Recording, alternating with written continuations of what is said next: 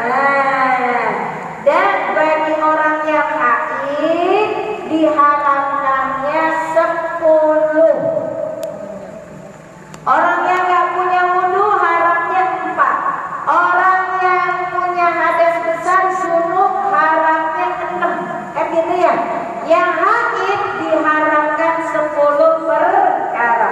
1, sholat. Sudah saya jelasin. Mana boleh orang haid sholat? Nggak boleh. Ibu kita ini disayang sama Allah. Satu sisi disayang sama Allah. Ibu ada jam istirahat, ada hari istirahat, kagak sholat. Di sisi lain ibu harus pahami kalau kita ini bu gak banyak waktu untuk ibadah. Bu, sholat sebulan sekali aja kita libur kok. Artinya perbanyak ibadah yang lain kalau lagi haid. Jangan sholat. Toat, orang haid kagak boleh toat. Tapi Ustazah, kita ini udah bayar mahal buat umroh. Terus nyampe sono haid Ustazah. Berarti Allah bu sudah menetapkan hal seperti itu. Aisyah pernah nangis sama baginda Rasul. Ya Rasulullah, dari Madinah kuncruk naik onta ke Mekah. Ibu dari Madinah ke Mekah naik bis kerja. Bu, apalagi naik onta. Kebayang, udah perbekalan, udah naik onta, udah di gurun pasir, panas banget. Pas puncaknya haji, Aisyah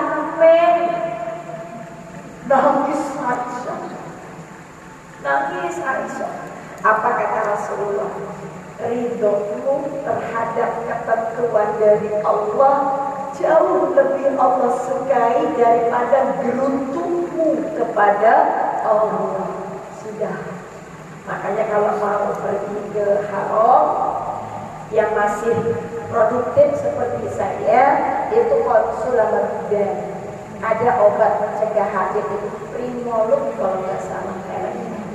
Ya, kalau saya sih kebetulan pakainya pil KB. Jadi kalau lagi umroh, saya pernah 2 kali ke sana, alhamdulillah, mudah-mudahan bisa balik lagi. Itu pas lagi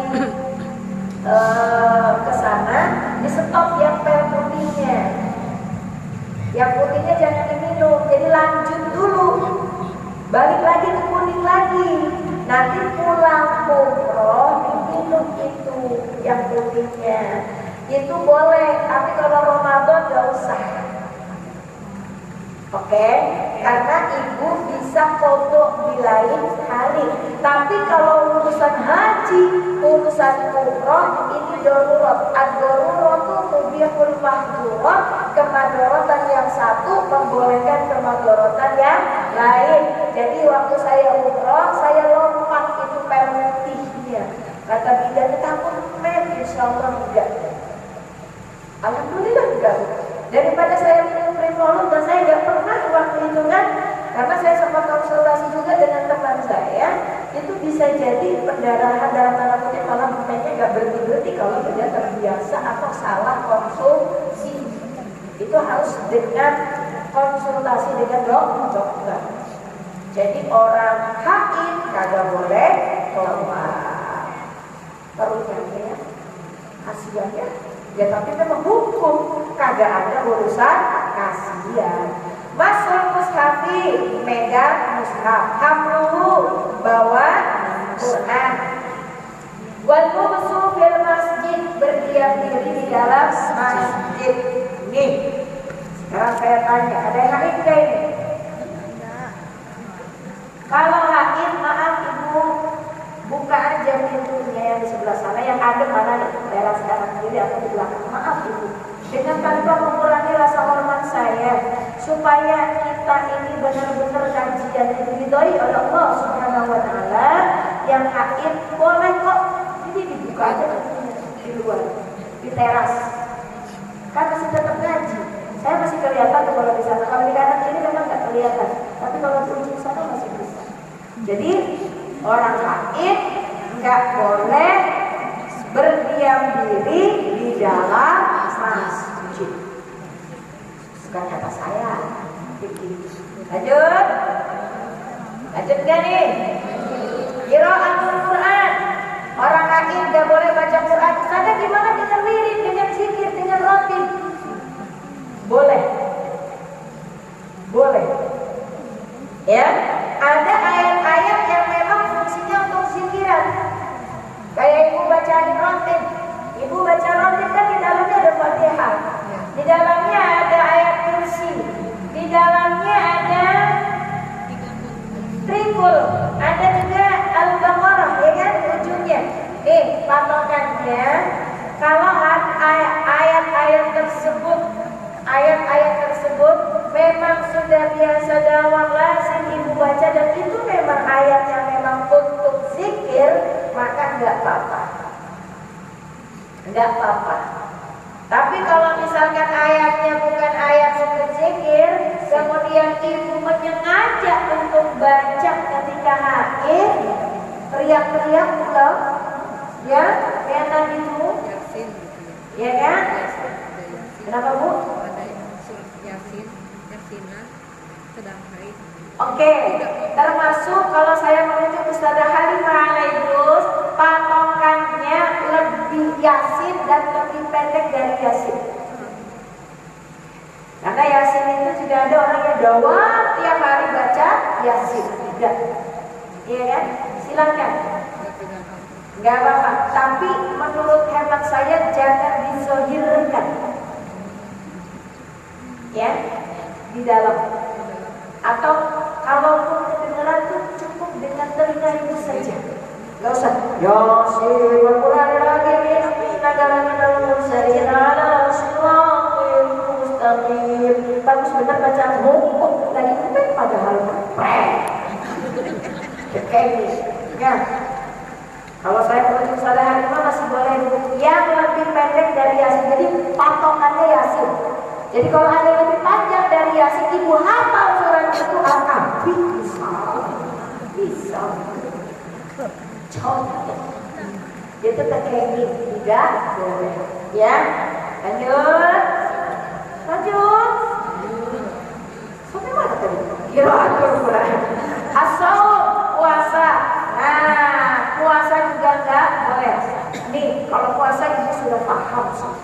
Yang ini nih, at-thalaq. Orang yang haid sampaikan kepada para laki-laki, orang yang haid tidak boleh dicerai. Talak. Tidak boleh, haram. Terus Ustazah, talaknya jatuh dan tetap jatuh. Yang kena hukum haram siapa? Oh no, suamimu, laki-lakimu yang menjatuhkan talak ketika ibu sedang haid. Itu enggak boleh. Laki-laki sekarang Bu ada yang paham hukum, banyaknya enggak. Marah, saya ceraikan kamu. Udah tahu istrinya lagi komen, ceraiin. Maaf, dia talaknya tetap jatuh, tapi dia haram melakukannya. Ya, maka maaf ibu, pernikahan itu butuh ilmu. Nikah itu not only God knows. Nikah itu bukan hanya selebrasi cinta. Tolong ajarkan kepada anak-anak ibu yang masih muda tuh, yang udah pengen nikah tuh, suruh ikut ngaji dulu, pembekalan, penataran, ya, biar ngerti hukum. Jadi nggak boleh itu tolak. Bermurur fil masjid, lewat di dalam masjid, sama aja, muksu aja nggak boleh, lewat juga nggak boleh. Inkhafat, apabila dia takut, talwisuhu, ya, talwisuhu mengotori, menajis, apa namanya, mengotori masjid. Ustazah, tapi kan sekarang ada pembalut.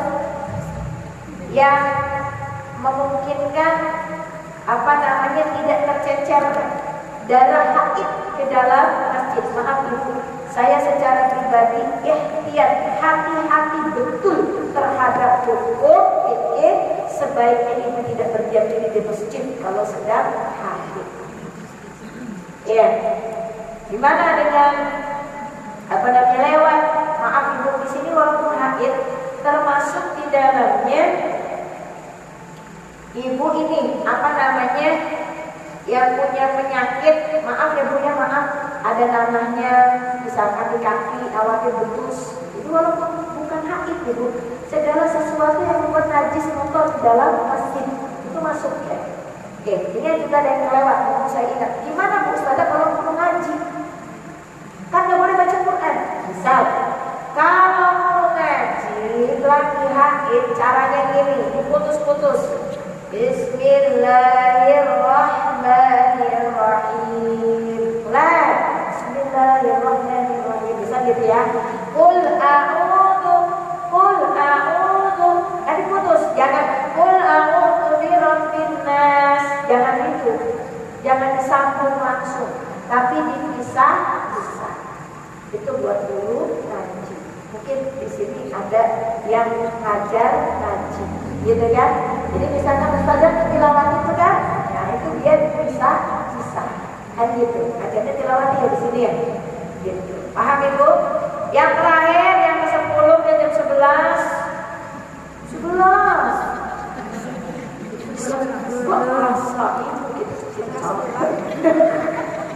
Al-istimna'u baina surah war rukbah. Al-istimna' bersenang-senang. Apa ya Bu ya? Tidak dukhul sebenarnya. Tidak sampai jima. Bersenang-senang di antara surah war rukbah, di antara pusat dan lutut. Maaf, Ibu kalau haid, suami pengen bersenang-senang di antara surah war rukbah, itu hukumnya boleh. Maaf, hukumnya boleh. Nggak usah saya jelasin ya, karena Ibu sudah pernah jadi pengantin baru kan. Ibu haid, suami masih tetap pengen bersenang-senang di antara surah dan rukbah, di antara pusat dan lutut, bersenang-senang di area situ. Yang penting jangan masuk. Paham?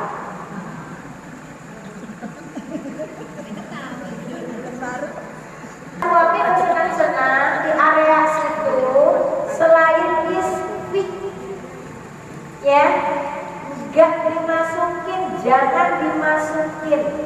Nah, itu masih boleh, tapi kalau dimasukin dosa.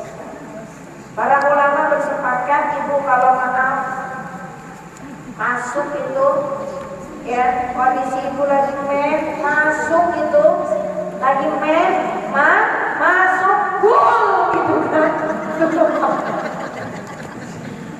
Maka Ibu, suami itu harus bersedekah 1 dinar. 1 dinar. Haram ya Bu ya. Tapi misalkan terlanjur Ustaz gitu kan, nggak tahu nantinya misal, maka sedekah 1 dinar. Ibu tahu 1 dinar berapa?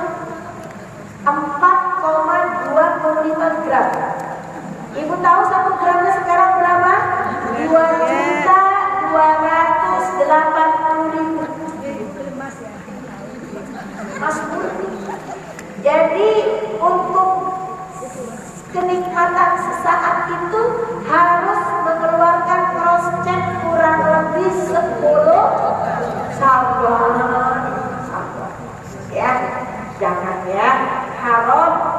Yas'alunaka 'anil mahid. Mereka bertanya tentang orang-orang yang sedang haid. Qul huwa adhan fa'tazilun nisaa fil mahid. Katakan itu penyakit, jauhi perempuan ketika sedang haid. Ustazah, suami itu gak tahan, pengen aja kalau haid, senangkan dengan tangannya Ibu, maka hukumnya boleh. Paham maksud saya? Ibu boleh menyenangkan suami Ibu dari ujung rambut sampai ujung kaki ketika haid kecuali area yang itu tuh ya boleh. Boleh pakai tangan, tapi kan ada katanya pakai tangan itu nggak boleh kalau suami pakai tangan dia. Tapi kalau suami puas dengan tangannya ibu, boleh.